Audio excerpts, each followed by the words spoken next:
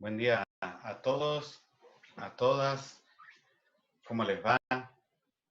Nos reencontramos después de algunos días sin vernos. Seguimos en este curso virtual, que todo indica que va a ser por bastante tiempo. Como siempre, a mí me parece importante arrancar por el motivo que nos tiene acá, que nos tiene en esta virtualidad, que es este COVID-19, esta variante del coronavirus, y, y que de alguna manera es el que nos está rigiendo la vida, rigiendo nuestros comportamientos hoy en día. Como ustedes saben, el aislamiento social preventivo y obligatorio se prorrogó hasta el 24 de mayo, y por ahí, si no lo saben, no lo tienen muy en claro, la probabilidad de que las actividades presenciales se retomen en la educación, ya está prácticamente postergada hasta después del receso invernal.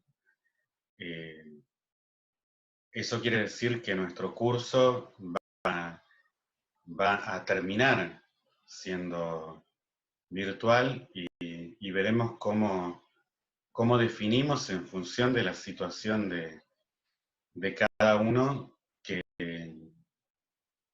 seguramente no estaban preparados, al igual que yo, para la virtualidad, pero que nos tocó adaptarnos con un montón de dificultades, tal vez, y eso lo iremos viendo. También les envié, pero por las dudas se los refuerzo y se los comento, que la universidad, desde rectorado, se aplazaron los finales hasta el 19 de junio.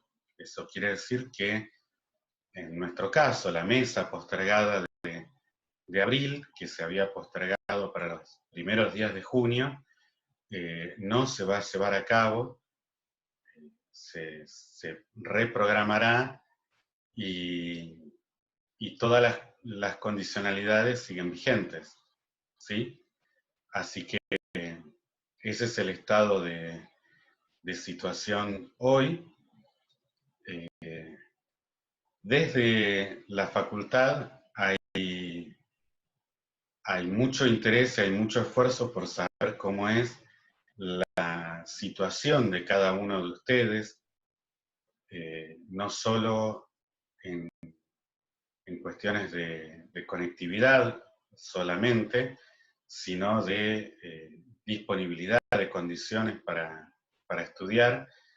Así que no dejen de contactarse, no dejen de avisarnos, ya sea escribiéndome a mí,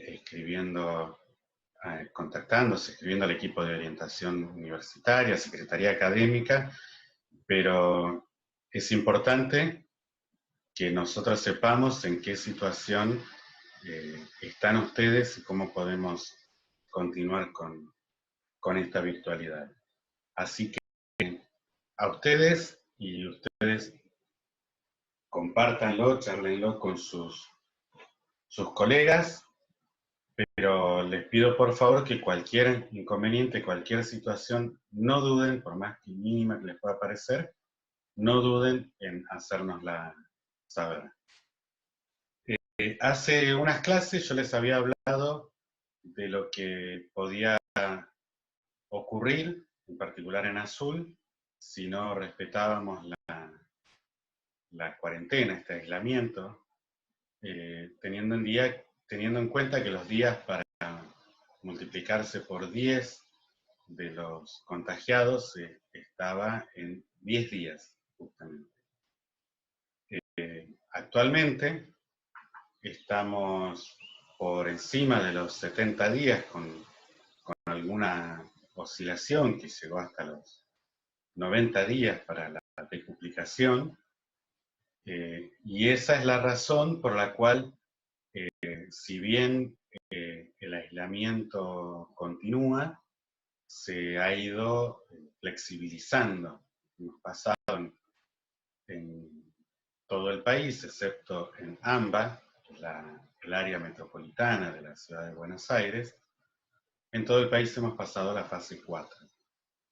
Así que esa es la razón, y como siempre yo les recomiendo, para estar informados, esta es una página muy importante en la cual que se basa en los informes oficiales del Ministerio de Salud y que muchas veces es usada para la toma de decisiones. Así que yo les recomiendo que se mantengan informados de la evolución de esta pandemia en Argentina con esta página.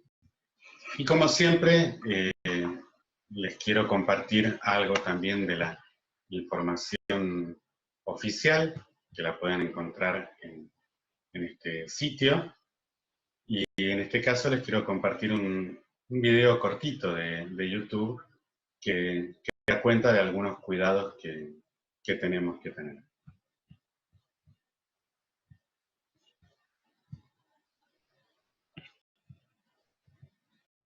COVID-19. La importancia de actuar a tiempo y juntos. La vacuna somos todos. Ya sabemos que lo más importante para enfrentar esta pandemia es la prevención, como el lavado de manos frecuente y respetar el aislamiento social obligatorio. ¿Por qué? El coronavirus es una molécula de proteína recubierta por una fina capa de grasa. La espuma de jabón es capaz de destruir esa grasa y desintegra al virus. Cualquier jabón sirve para lograr este efecto. Por eso es muy importante lavarnos las manos antes de comer y cocinar, y en especial al volver de la calle o lugares públicos donde pudimos estar en contacto con el virus.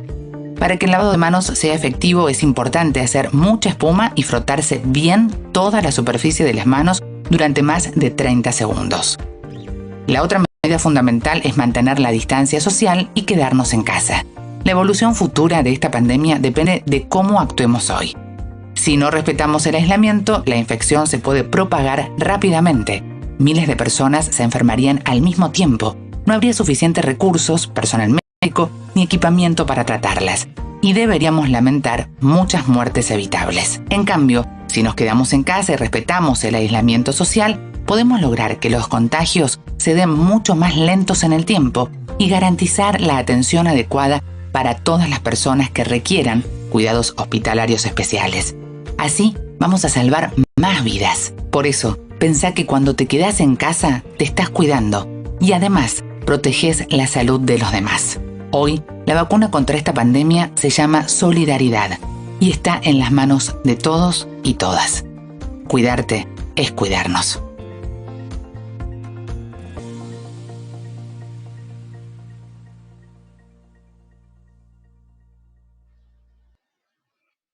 Bueno, no sé si lo notaron, esto es un anticipo de lo que vamos a ver en esta unidad,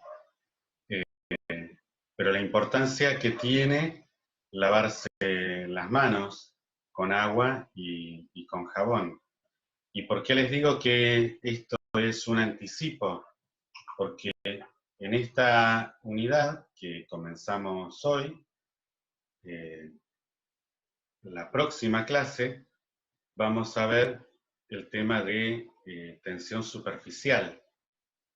Y relacionado con la tensión superficial está el efecto de los jabones, de los detergentes como surfactantes, que lo que hacen es disminuir la tensión superficial y permitir que el agua moje esas superficies, esa grasitud, y formar micelas y aislar esas capas de grasa. Así que, como ven, tal vez tendría que haber estado la clase siguiente, este video, pero creo que era muy pertinente, estaba bueno para reencontrarnos y tener presente la importancia que tiene en todo esto nuestra actitud, ¿sí?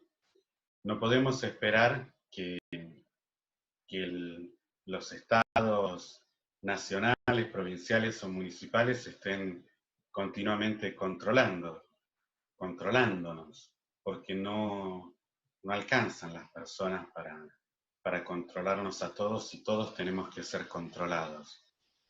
Entonces, creo que es importante reflexionar sobre nuestra actitud y sobre el rol que cumplimos en todo esto.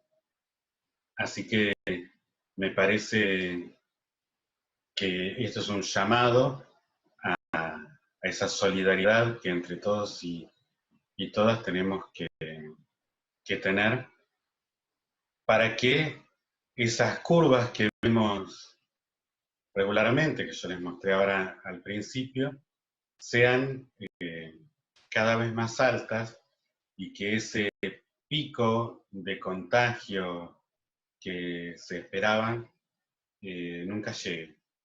Que sea tan chato que no nos demos cuenta de ese pico y así tengamos que lamentar la mínima cantidad de muertes de conciudadanos. Bueno, vamos entonces, ahora sí, empezamos la unidad 2.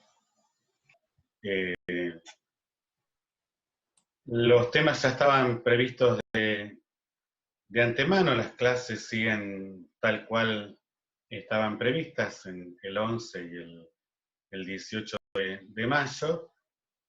Yo subí a los archivos de cátedra una nueva versión del documento que tiene todo el programa y el cronograma, porque incluí este libro como la consulta libro de consulta para la próxima clase, porque tiene algunos ejemplos que van a servir para la práctica. Y después el resto sigue todo tal cual estaba planificado. Hoy es una clase en la que parece que hay muchos temas, pero conceptualmente son 3 cosas.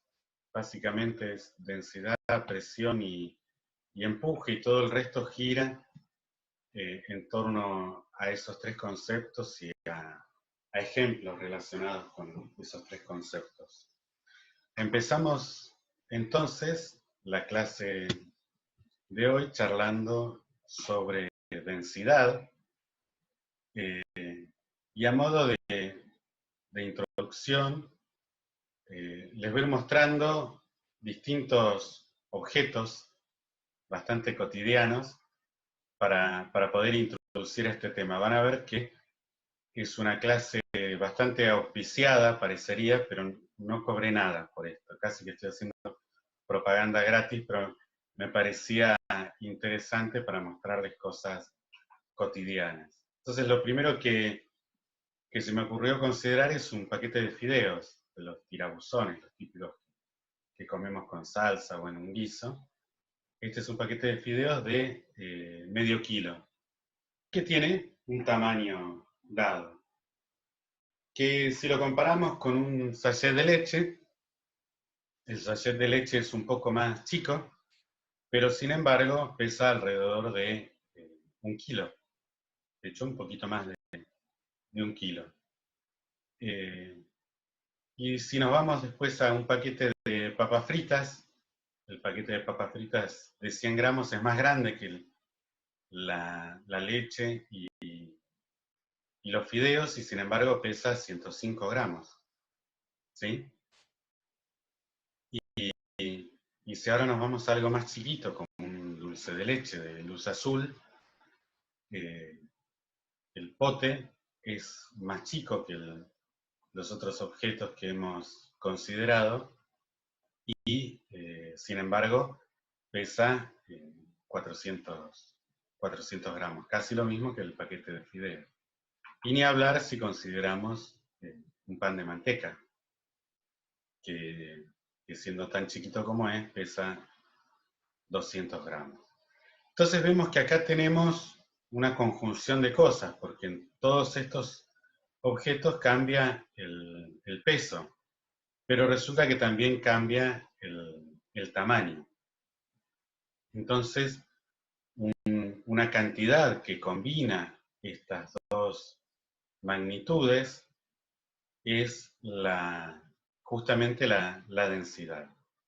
La densidad se va a definir en términos no de peso, sino de masa, como la masa por unidad de volumen.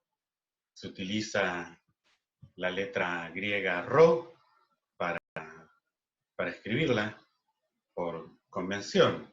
No es que sea obligatorio, pero así como para la masa solemos usar la m, para el volumen usamos la de corta mayúscula, para la densidad solemos usar la letra griega rho. Y de esa forma caracterizamos ese conjunto de objetos con un único parámetro, unifica la cantidad de masa que tienen y el volumen que ocupa esa masa. De esa forma podemos tener como una equivalencia entre cosas tan disímiles como pueden ser una llave francesa y un clavo, que tienen formas, tamaños y pesos muy diferentes.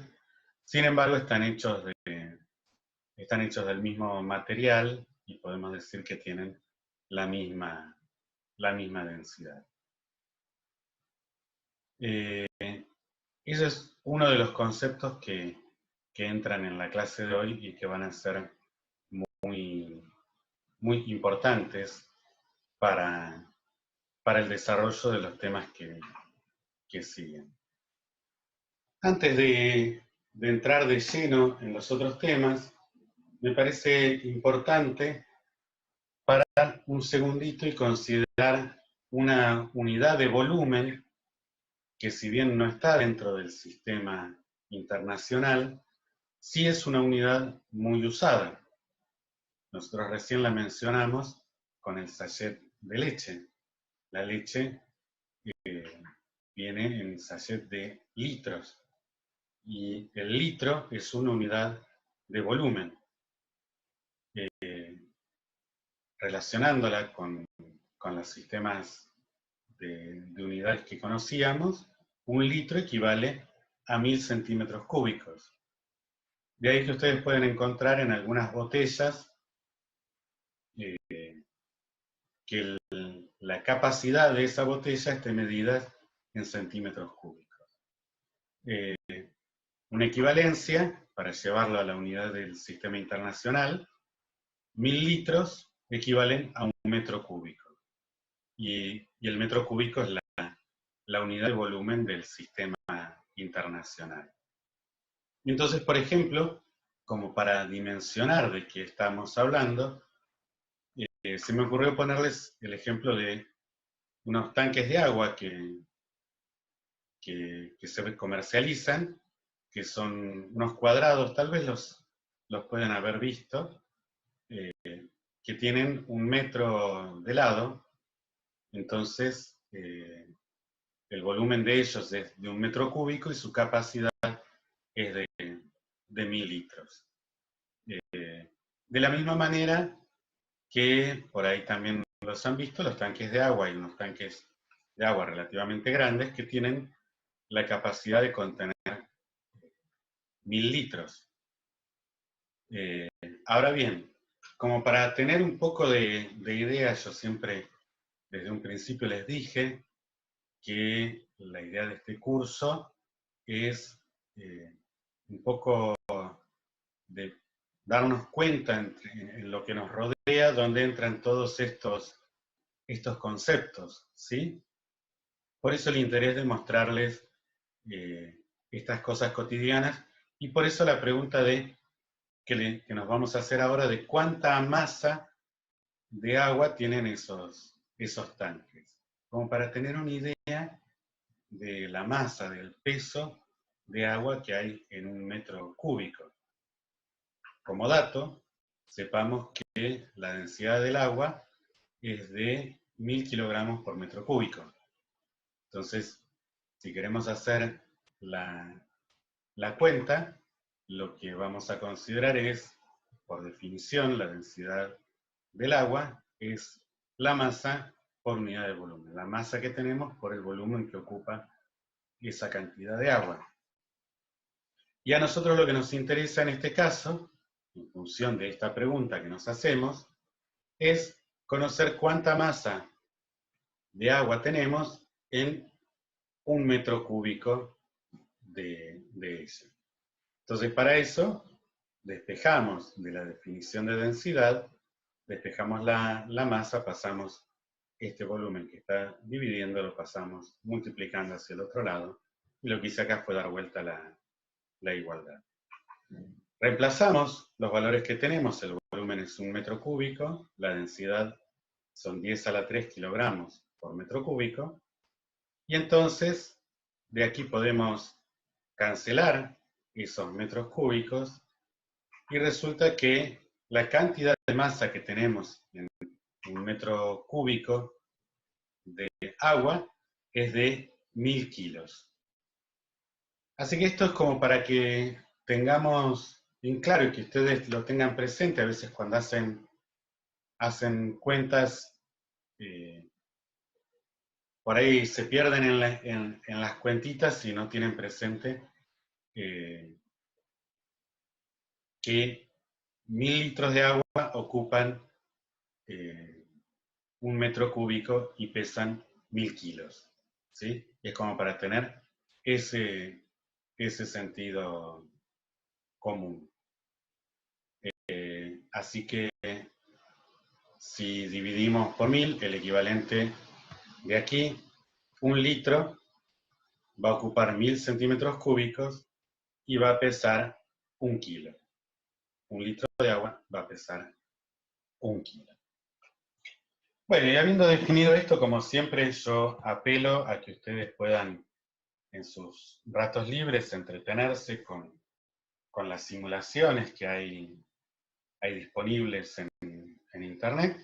Así que les muestro en particular una del PET de Colorado, donde ustedes pueden ver y trabajar con bloques que los pueden sumergir en el agua y les indica el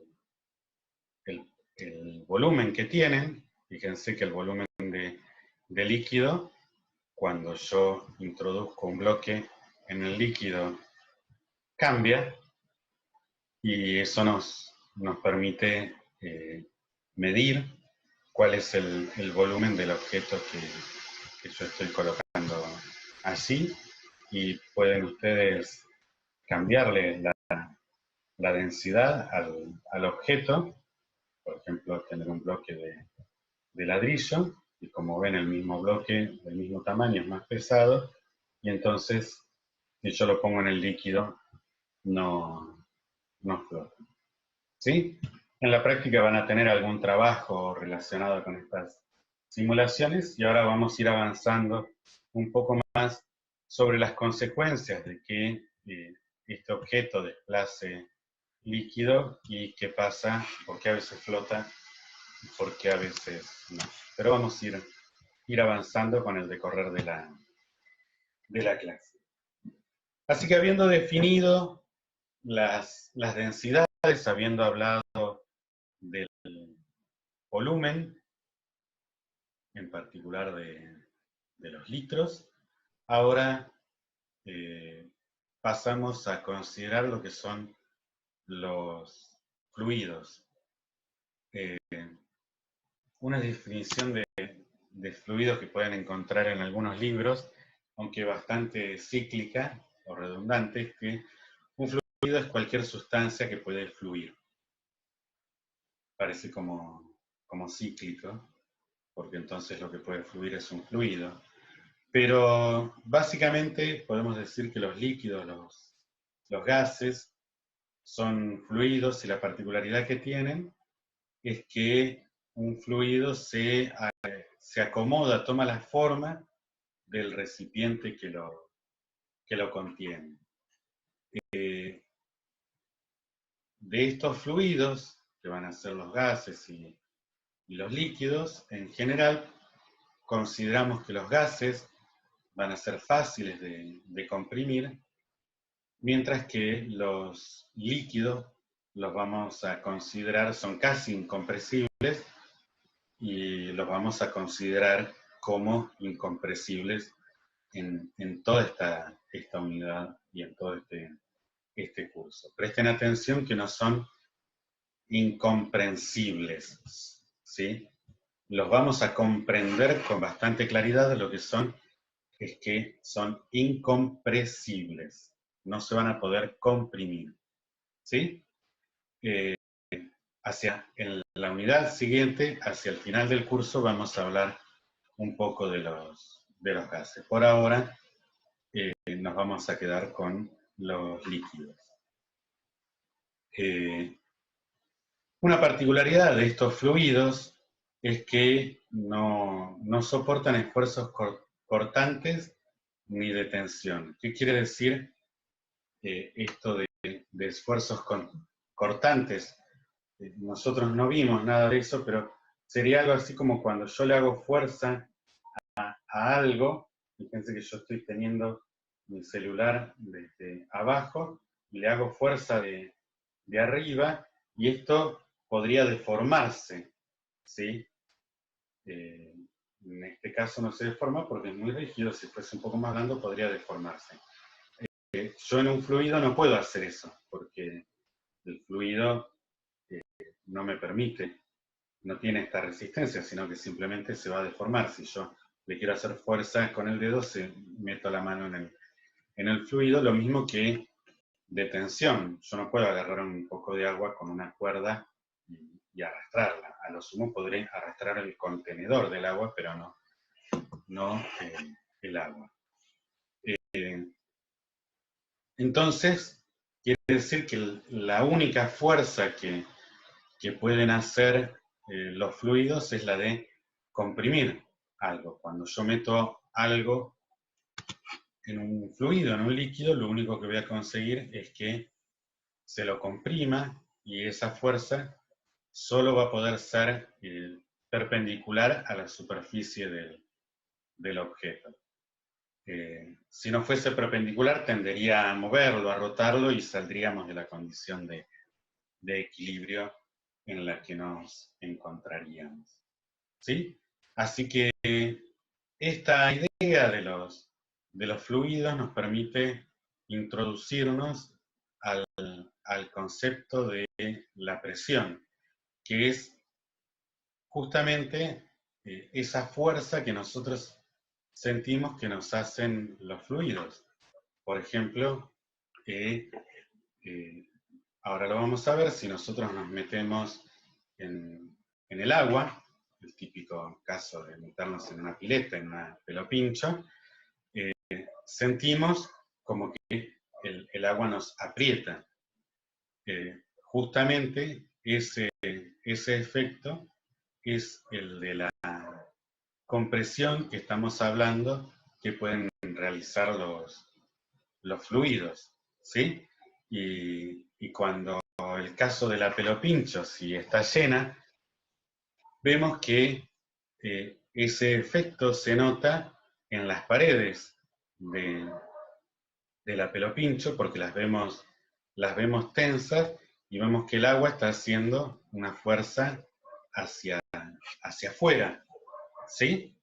Es justamente ese efecto de compresión. De alguna manera, lo que estamos diciendo es que en todo fluido, si nosotros tenemos un objeto dentro, de todos los lados le van a hacer fuerzas perpendiculares, ¿sí? Y eso nos va a servir para definir el concepto de presión. Pero es importante destacar que no solo los fluidos ejercen presión, también uno puede hacer presión con sólidos, ¿sí? Por ejemplo, si uno tiene algún bloque sobre una superficie y aprieta, hace una fuerza sobre ese bloque, está generando una presión adicional al peso del bloque. Es decir, el peso del bloque ya per se genera una presión y si nosotros apretamos el bloque generamos una presión adicional. Entonces, formalizamos ese concepto de presión de esta forma. Es la fuerza perpendicular que se ejerce sobre una superficie. Entonces, la presión mide la fuerza por unidad de superficie. Esta presión tiene en el sistema internacional unidades de Pascal, que son newtons sobre metros cuadrados. Justamente los newtons surgen de la componente perpendicular de la fuerza y el metro cuadrado del área de la superficie. ¿Sí? Esto ténganlo siempre presente. Las áreas, las superficies, se miden en metros cuadrados o alguna unidad relacionada con ellos, centímetros cuadrados, kilómetros cuadrados. Y la fuerza las medimos en newton. Así que en el sistema internacional la unidad de presión es el pascal. Existen otros múltiplos comunes que se suelen usar. Por ejemplo, en meteorología se suele usar el hectopascal, y ahora vamos a ver en detalle cuándo se utiliza. También, por cuestiones históricas y culturales, usamos otras medidas de presión, como ser, por ejemplo, cuando vamos a inflar las ruedas, los neumáticos de un auto, solemos encontrarnos que lo que le cargamos son libras-fuerzas por pulgadas cuadradas. Es 30, 28, 32, según el auto, según el tipo de neumático que tenga, que nosotros le cargamos, tiene que ver, está medido en libras-fuerzas por pulgadas cuadradas. No es la unidad oficial de la presión en Argentina, ni es la unidad del sistema internacional, pero es la que culturalmente estamos acostumbrados a emplear. Es importante que diferenciemos presión de fuerza, ¿sí? No es lo mismo la presión que la fuerza. A modo de ejemplo, veamos este caso donde tenemos un bloque puesto en una balanza de dos formas distintas. Es un bloque que está, en un caso podemos decir acostado, y en el otro está parado en una posición vertical, y la balanza va a medir el efecto de la fuerza gravitatoria sobre ellos. Entonces decimos que el peso que tienen ambos bloques es el mismo. Fíjense, en este ejemplo la balanza indicaría el mismo peso. Sin embargo, dada la configuración en la que están apoyados, la masa que la presión que cada bloque va a ejercer sobre la superficie de la balanza es distinta. Si todavía tienen dudas de este concepto de presión, nada mejor que vivirlo en carne propia. Para ello pueden agarrar una chinche, y yo me olvidé de agarrar, creo que tenía alguna acá en casa, pero pueden agarrar la chinche, ponérsela entre el índice y el pulgar, pueden apoyar la punta de la chinche sobre el índice y la cabeza sobre el pulgar y empezar a hacer fuerza.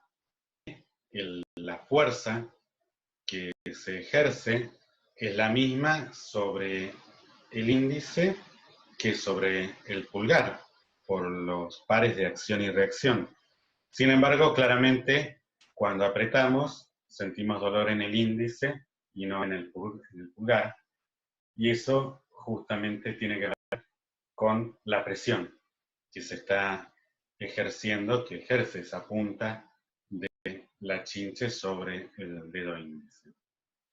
Claro que al revés, si dividimos esa presión sobre muchas puntas, el efecto se disminuye, ¿sí? Y eso lo podemos ver en esta imagen, ¿sí? El típico caso de tener una cantidad de clavos, ¿sí?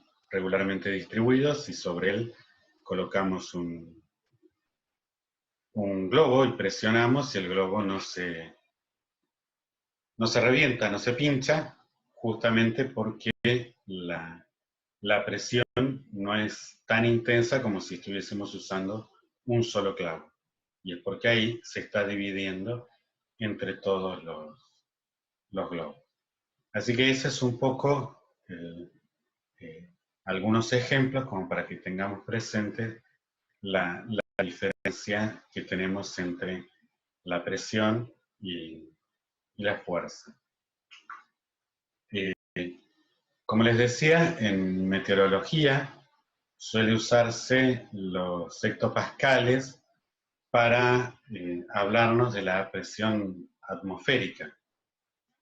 La presión atmosférica lo que mide es justamente cuál es la presión que ejerce la columna de aire que hay por encima de nosotros y sobre un área de 1 metro cuadrado. ¿Qué quiere decir esto? Bueno, nosotros estamos inmersos en un fluido. Nosotros estamos como en un mar de aire, un mar de nitrógeno, de oxígeno y otros gases. Entonces, toda esa columna de aire genera un peso por sobre nosotros y claramente toda esa columna tiene un peso y ese peso genera una presión y claramente hay menos presión atmosférica a medida que nosotros subimos en la atmósfera que la presión que nosotros experimentamos al nivel del mar. ¿Sí? De ahí que se dé eso que se suele llamar apunamiento, cuando uno sube a una montaña, cuando está por encima de los 2.500, 3.000 metros, le pasa que se apuna. Ahí se da una conjunción de que al ser la presión menor, como los gases dijimos que eran compresibles, entonces la densidad del gas es menor, y al ser menor la densidad del gas, cuando nosotros inhalamos, la cantidad de oxígeno que podemos inhalar es menor que la que inhalamos cuando estamos aquí en la superficie casi al nivel del mar. Entonces eso es lo que explica un poco ese apunamiento, esa falta de oxígeno, esa disminución en la presión que conlleva una disminución en la densidad del gas. A nivel del mar, la presión atmosférica promedio estándar es de 1013 hectopascales, y si ustedes prestan atención, los días diáfanos, como el día de hoy, generalmente tienen una presión alta, y los días lluviosos, tormentosos, van a a notar que la presión disminuye, ¿sí? Y eso es un juego un tanto caótico entre presiones altas y bajas y diferencias de temperatura que genera las variaciones del clima y las tormentas. Como para que nos demos una idea de la magnitud de esta presión, yo puse acá un ejemplo de suponer una baldosa de 25 centímetros de lado, una baldosa cuadrada, y preguntarnos cuál es la fuerza que se le está ejerciendo a la misma. Para eso, lo que tenemos que hacer es de la misma definición de densidad, de presión, de la misma definición de presión, despejar el valor de la fuerza y calcularlo para esos 25 centímetros cuadrados. Si hacemos esa cuenta, lo que observamos es que el valor de la fuerza en kilogramos fuerza es de 646 kilogramos fuerza. Y eso está en equilibrio en el piso, y si nosotros levantamos la baldosa, la tenemos en nuestras manos, también se está ejerciendo prácticamente la misma presión sobre la baldosa. Pero la particularidad es que esa presión se ejerce tanto por encima como por debajo de ella. Entonces el sistema va a estar en equilibrio, inmerso en ese mar de aire. Ahora vamos a avanzar y lo vamos a ver con los líquidos, donde esos fenómenos son más relevantes, ¿sí? Y vamos a ver qué quiere decir de estar inmerso en un fluido. Entonces vamos a considerar que tenemos un recipiente, y ya les digo, en vez de considerarlo con aire, lo vamos a considerar con un líquido, que puede ser agua, o puede ser aceite, benceno, o cualquier otro fluido líquido. Si nosotros consideramos un objeto dentro de ese fluido, que hasta podría ser una porción del mismo fluido, observamos que, como dijimos, está sometido a fuerzas perpendiculares. Perpendiculares en todas las caras. Acá solo están dibujadas las fuerzas perpendiculares hacia arriba y hacia abajo. Las otras fuerzas no están consideradas, ellas están en equilibrio.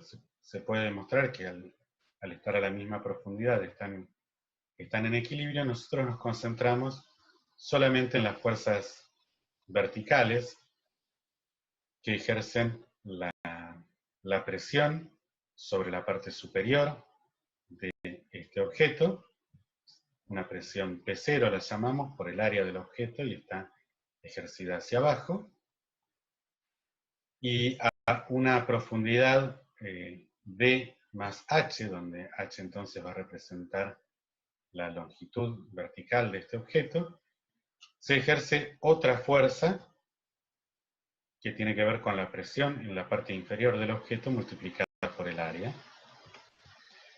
Esas dos presiones están actuando, esas dos fuerzas están actuando sobre el objeto, pero además tenemos la fuerza del peso, que está actuando sobre el objeto. Acá está dibujada a un costado, pero estaría actuando en el centro del objeto. Y todo ello está en equilibrio, ¿sí? Entonces de ahí podemos despejar estas presiones, ¿sí? Podemos, por un lado, simplificamos la parte vectorial del problema, y por el otro lado escribimos a la masa como la densidad por su volumen, donde el volumen es el área por la altura del objeto. Y de ahí, si ustedes se fijan, el área está en todos los términos, así que podemos, como esto está igualado a 0, cancelar el área y despejar entonces una expresión para la presión en la parte inferior de este objeto. Entonces vemos que la presión en la parte inferior se relaciona con la presión en la parte superior, más un término que tiene que ver con cómo varía la presión con la profundidad y que tiene que ver con la densidad de este objeto que estamos considerando aquí, que sería una porción de líquido. ¿Sí? Así que ese es uno de los resultados más importantes que vamos a tener hoy, que es de cómo varía la presión con la profundidad en el seno de un líquido. A modo de ejemplo, lo que vemos es que cuando un líquido está sometido a una misma presión, no importa la forma que tenga el contenedor, la superficie del líquido va a estar siempre a la misma altura, independientemente de la forma y la inclinación que tome el contenedor. ¿Sí? Y entonces, no importa la forma que tenga, a una profundidad dada respecto de la superficie del líquido, siempre vamos a tener la misma presión. ¿Sí? Por ejemplo, en el fondo va a estar toda la misma presión, pero también si tomamos una altura intermedia, la presión en cualquiera de estos conductos va a ser la misma. ¿Sí? Porque tiene que ver justamente con la presión, por ejemplo, de referencia que podemos tomar en la superficie de cualquiera de estos tubos, que va a ser la presión atmosférica, y la profundidad a la que nos encontremos respecto de esa superficie. Y no importa la inclinación de este objeto, siempre va a estar todos a la misma altura de llenos, y esto lo pueden encontrar si ustedes siguen el enlace que está aquí abajo, que ahora se tapó, va a estar luego se volvió a tapar. Va a estar en la descripción de la clase, ustedes pueden seguir este enlace y ver una simulación al respecto. Como les decía hoy, al principio, cuando empezamos a analizar este P0, lo consideramos como la presión a una profundidad dada sobre un objeto del fluido, y ya después cuando yo les empecé a comentar, les dije, bueno, puede ser la presión atmosférica, este P0, ¿sí? Pero en realidad, la particularidad que tiene este P0 es que puede ser cualquier presión que yo ejerza sobre el fluido. Por ejemplo, supongan que yo pongo un pistón sobre este recipiente y ejerzo una presión P0 que va a ser distinta, adicional a la presión atmosférica. Fíjense que de acuerdo a esta expresión que acabamos de deducir, si P0 varía, si P0 varía, P va a variar de la misma manera, porque no importa a la profundidad a la que yo me encuentre, este P0 se traduce a todo el seno del fluido. Y eso no es más ni menos que la ley de Pascal. La presión aplicada a un fluido encerrado se transmite sin disminución a todas las partes del fluido y las paredes del recipiente. Y acá aparece una aplicación que a mí me resultó interesante para mostrarles, que tiene que ver con una bomba de agua. A ver si se carga. Vamos a frenar esto. Vamos a quedarnos con una de ellas. Bueno, aquí hay un ejemplo de cómo se puede hacer un sistema que utilice estas variaciones de presión transmitidas a todo el sistema para extraer agua. Si uno mira en detalle, uno observa que con un sistema de válvulas que permitan pasar o interrumpir el flujo de agua,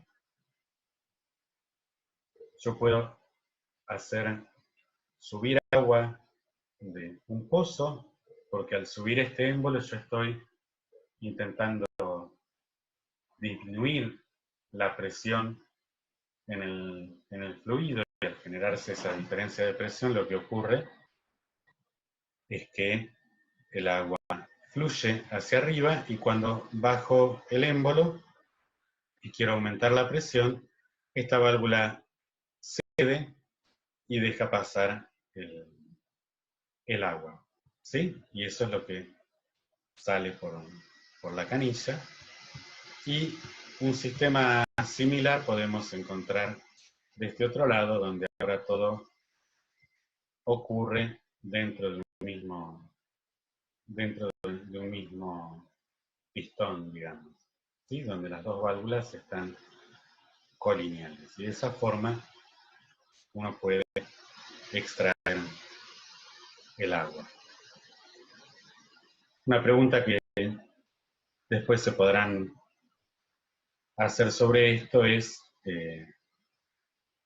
¿cuál es la profundidad máxima de la cual podemos extraer agua con un sistema de este tipo? ¿Sí? Eso se los dejo como tarea para después. Bueno, a ver por dónde estábamos. Acá. Y también en conjunción con lo que acabamos de ver y que también en parte aplica a la bomba que acabamos de ver, es el problema de la prensa hidráulica, de este gato que nos permite subir un auto, o nos permite tener un freno en los autos, en el que cuando pisamos el freno no tengamos que hacer tanta fuerza para que esto funcione.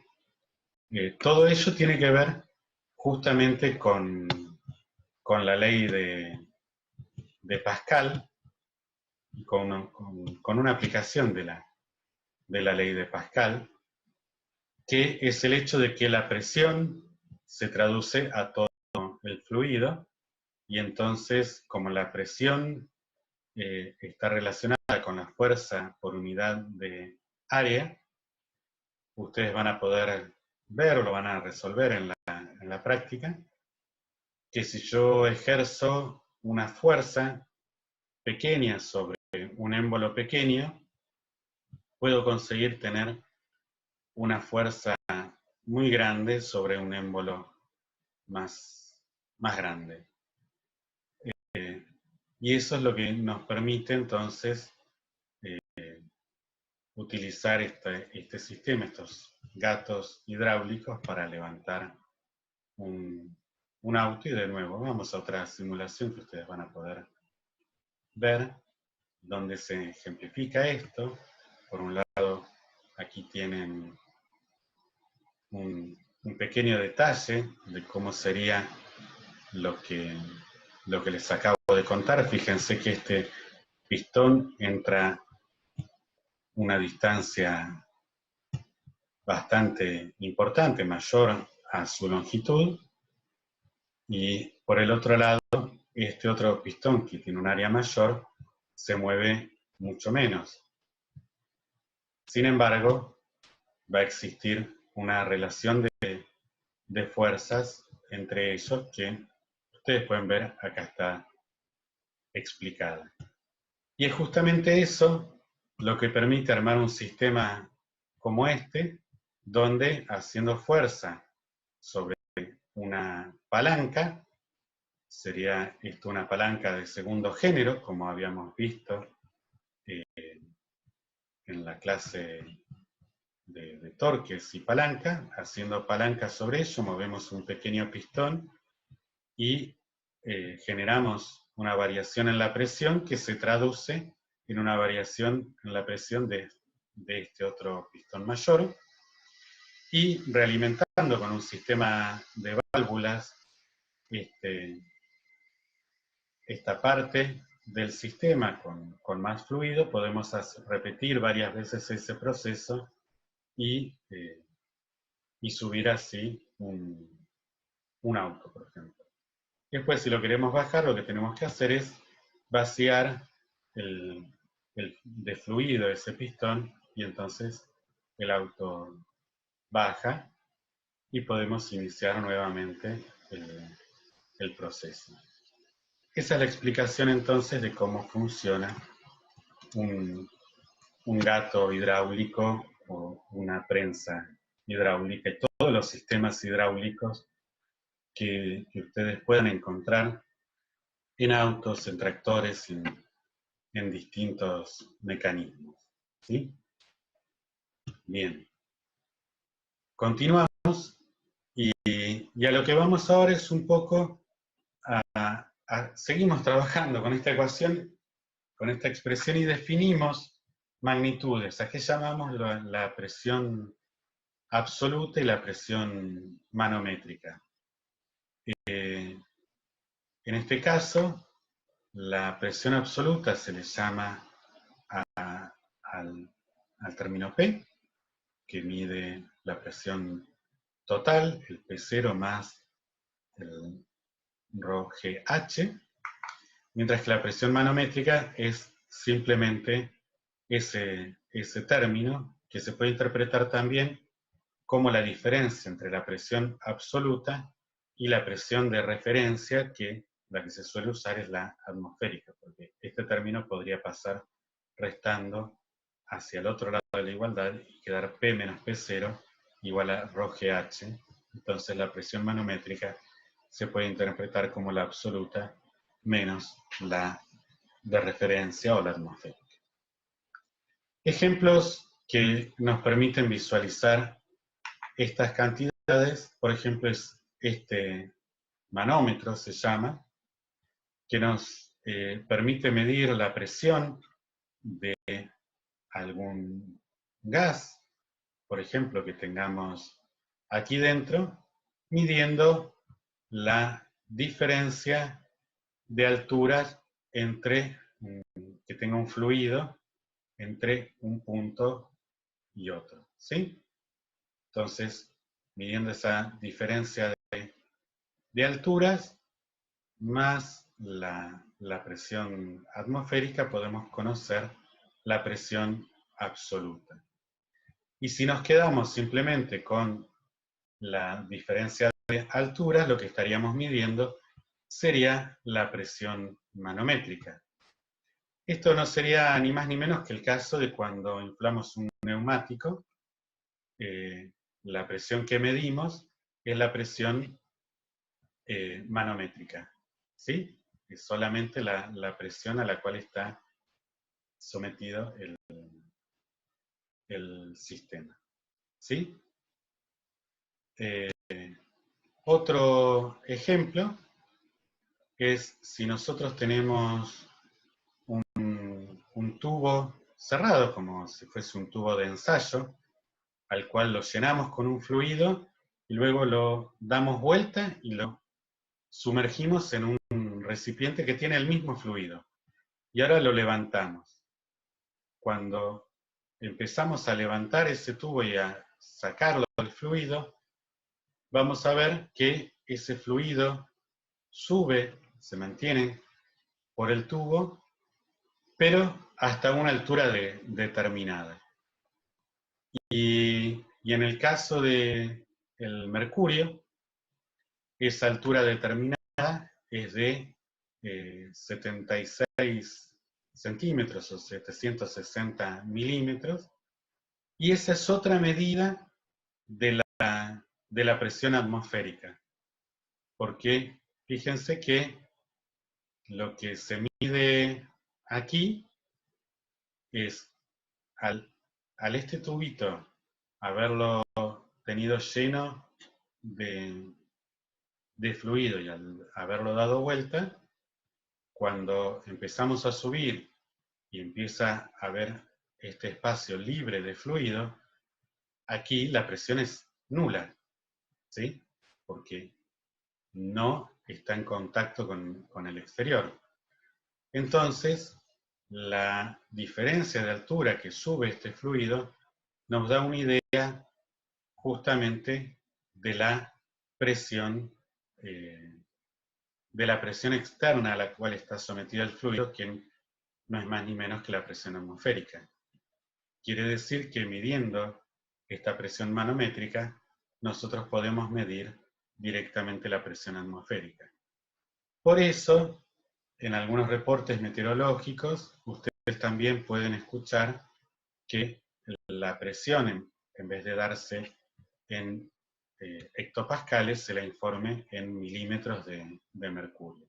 ¿Sí? Porque también de hecho era la forma usual en la que antes se medía la presión atmosférica. Y como decíamos, en ambos casos lo que medimos es la presión manométrica, aquí. ¿Sí? Bueno, nosotros ya hablamos de densidad, hablamos de presión, hablamos de cómo varía la presión en el seno de un fluido líquido. Ahora lo que nos vamos a preguntar es cuál es la fuerza neta que se ejerce sobre un objeto cuando está sumergido en un fluido. Para ello, lo primero que vamos a considerar como objeto es una porción misma del fluido. Supongamos que tenemos un recipiente con líquido y que arbitrariamente definimos un objeto trazado por esa línea de puntos. Es un objeto imaginario que es parte del mismo fluido. Ese fluido está en reposo, está en equilibrio estático. Ahora bien, ese fluido está sometido en su contorno a fuerzas de presión, porque dijimos que los fluidos ejercen esas fuerzas de presión, esa fuerza de compresión. Y son todas perpendiculares, ¿no? Todas las fuerzas que podemos considerar son pequeños diferenciales de fuerza en el sentido matemático, son perpendiculares. Ahora, el sistema está en equilibrio. ¿Qué quiere decir eso? Que esta porción de fluido tiene un peso dado.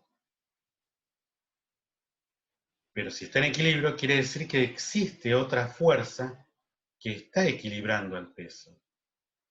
Esa otra fuerza es la fuerza resultante de todas las presiones que se ejercen sobre este objeto. A esa fuerza resultante se le llama empuje. Y es la fuerza que está equilibrando al peso del fluido. O sea, el empuje es igual al peso que tenemos del fluido. Ahora imagínense que podemos reemplazar este objeto imaginario de fluido por otro objeto de un material distinto, pero que tenga exactamente la misma forma. Ahora, lo que podemos asegurar es que la sumatoria de todas estas fuerzas me generan el mismo empuje, porque el contorno que estoy considerando del objeto es el mismo que había considerado antes. Por lo tanto, las fuerzas que actúan sobre ese contorno son las mismas en un caso que en el otro. Por lo tanto, la sumatoria de fuerzas tiene que ser la del empuje que anteriormente habíamos calculado. Es decir, el empuje es el mismo para este objeto imaginario de fluido como para este objeto real de otro material.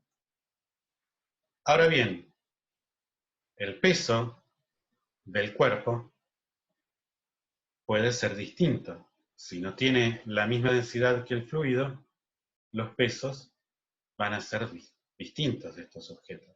Tienen el mismo volumen, pero si cambia la densidad, pesan distinto. Entonces así, ya este objeto no está en equilibrio, ¿sí? ¿Qué puede pasar? Si el peso del cuerpo es mayor que el empuje, este objeto se va a hundir, y si el peso del cuerpo es menor que el empuje, este objeto va a aflorar a la superficie. Y eso no es ni más ni menos que el principio de Arquímedes. El principio dice, tal cual está escrito allí, si un cuerpo está parcial o totalmente sumergido en un fluido, el fluido, le ejerce una fuerza hacia arriba igual al peso del fluido desplazado por el cuerpo. ¿Sí? Entonces, por eso es que sentimos que tenemos que hacer mucha fuerza para hundir una pelota en el agua, por ejemplo. ¿Por qué? Porque la pelota tiene una cobertura, ¿sí? Una capa, y después es todo aire. Y el aire pesa muy poco en comparación con el agua. Sin embargo, la pelota está desplazando un volumen grande de agua, que pesa mucho. Y ese volumen grande de agua que pesa mucho es lo que le da magnitud a la fuerza de empuje que hace que la pelota flote, que va a hacer tender a que la pelota flote y se opone a la fuerza que nosotros le estamos haciendo para mantenerla sumergida. Ese es el principio de un instrumento que yo se los quiero simplemente citar, porque lo van a usar en tercer año de la carrera los que estén en agronomía, que es un instrumento que permite medir la densidad de un líquido, la densidad de un fluido líquido, porque este objeto es un objeto que generalmente es de vidrio, tiene un contrapeso, generalmente una parte de plomo en su base, después tiene aire, y tiene una escala graduada, que lo que nos va a permitir, esa escala es en función de cuánto se hunde o cuánto flota el objeto, podemos determinar la densidad del líquido. ¿Cómo se relaciona esto de cuánto flota con la densidad? Lo vemos ahora. Supongamos que tenemos un trozo de madera que está flotando sobre un líquido. Ese trozo de madera está sometido a dos fuerzas. Por un lado, la fuerza gravitatoria y por otro lado, la fuerza de empuje. Si nosotros hacemos la sumatoria de fuerzas, tenemos que la fuerza de empuje es positiva, actúa vertical hacia arriba, y consideramos negativa la fuerza gravitatoria porque es vertical hacia abajo. En el caso del bloque, la fuerza gravitatoria es el peso, y lo podemos escribir como la densidad del bloque por su volumen por la constante gravitatoria. Para el caso del empuje, lo que vamos a considerar es la masa del líquido desplazado por la constante gravitatoria, y esa masa del líquido desplazado lo podemos escribir como la densidad del líquido por el volumen del líquido desplazado, donde ahora el volumen del líquido desplazado es solo esta porción, ¿sí? No es todo el volumen del bloque, sino el volumen que está sumergido del bloque. Entonces, si reemplazamos en esta expresión y pasamos uno de los términos hacia el otro lado, se cancelan las constantes gravitatorias a ambos términos y vemos que la relación entre los volúmenes del líquido desplazado respecto del volumen total es inversamente proporcional a la relación de las densidades, ¿sí?, de los objetos. Entonces, justamente el hidrómetro funciona a partir de este principio. Bueno, y todo esto nos permite entonces entender por qué muchos objetos flotan, y como siempre hay simulaciones que nos permiten trabajar con esto, y de hecho en la práctica ustedes van a tener algún ejercicio en el cual ustedes puedan determinar las fuerzas que actúan sobre estos objetos, y determinar sus densidades, ¿sí? Fíjense, aquí por ejemplo tenemos un objeto que está en un bloque de madera que está flotando, y yo lo tengo sobre una superficie rígida. La fuerza de gravedad sigue actuando sobre él, y lo que me aparece es la fuerza de contacto aquí dibujada. Si yo ahora lo pongo sobre un fluido, desaparece la fuerza de contacto y aparece esta fuerza de flotabilidad, de este empuje, que fíjense que si yo lo sumerjo es mayor, y es lo que hace que vuelva a la superficie, ¿sí? Y es lo que les decía hoy: si la densidad es menor, entonces el empuje va a ser mayor al peso, y es lo que me va a tender que este objeto flote. Distinto va a ser si tengo una densidad mayor. Siempre el empuje va a ser menor que la fuerza gravitatoria, y va a hacer que este objeto, si yo lo suelto, se vaya hacia el fondo del contenedor.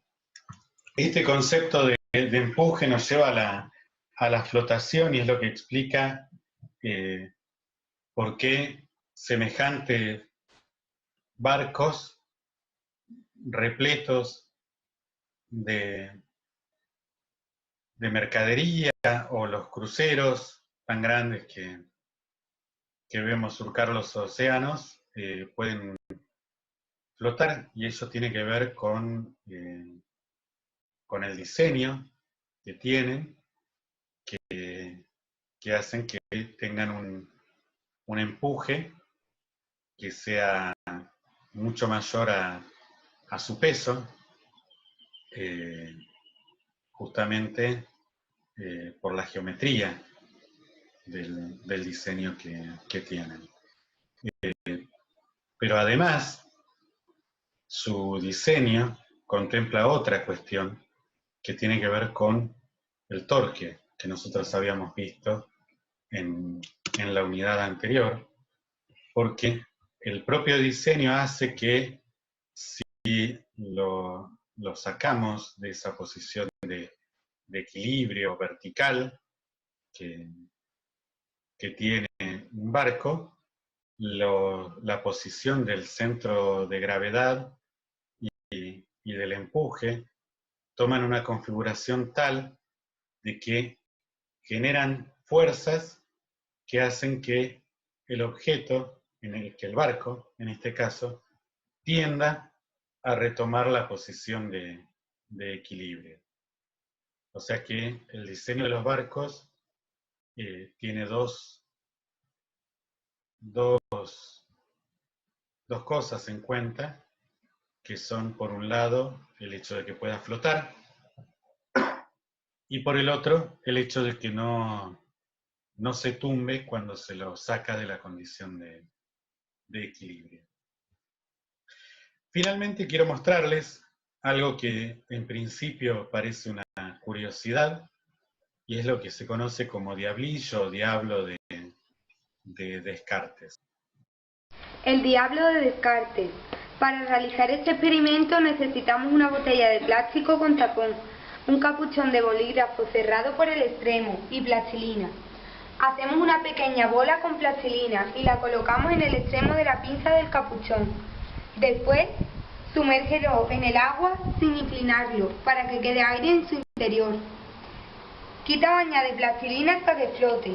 Una vez todo listo, introdúcelo en una botella completamente llena de agua tapada. Cuando aprietas la botella, la presión se transmitirá al interior del tapón. Comprimirá el aire que hay en él y esto hará que desplace menos agua y por tanto que pese más. Como consecuencia de todo ello, se hundirá. Al dejar de apretar, subirá de nuevo el capuchón. Bueno, como verán, eso es una... Creo que en los comentarios decía que es una clase, estaba preparado para una clase de alguna asignatura, y es algo que parece bastante simple y entretenido. De hecho, para el almuerzo dominical es un boom. Ahora por ahí está un poco más restringido, pero cuando el almuerzo incluye a los tíos y las abuelas, explota. Mostrarles esto es realmente sorprendente. Lo interesante es que esto, más allá de ser una curiosidad, es algo que se utiliza en la naturaleza. Los peces, naturalmente, utilizan este principio inflando o desinflando la vejiga natatoria, porque no sé si llegaron a captar la explicación, pero la idea es que cuando uno genera una presión sobre la botella, la aprieta, esa presión que se traduce uniformemente a todo el líquido, como veíamos por el principio de Pascal, hace que el gas en el capuchón se comprima. Entonces, la porción ahora de aire es menor, y eso hace que la flotabilidad disminuya por la relación empuje-peso. Entonces, por eso el objeto ahora se va hacia la profundidad. Entonces, los peces no es que están sometidos a diferencias de presión, sino que llenan o vacían lo que se llama la vejiga natatoria, y eso es lo que les permite cambiar la profundidad a la cual nadan. Y un concepto similar ocurre con los submarinos, donde hay un sistema de compartimentos, esclusas que se llenan de agua o se vacían para que el submarino entonces pueda sumergirse o retomar a la superficie. ¿Sí? Bueno, esto es lo que quedaba de la clase, de la parte de teoría.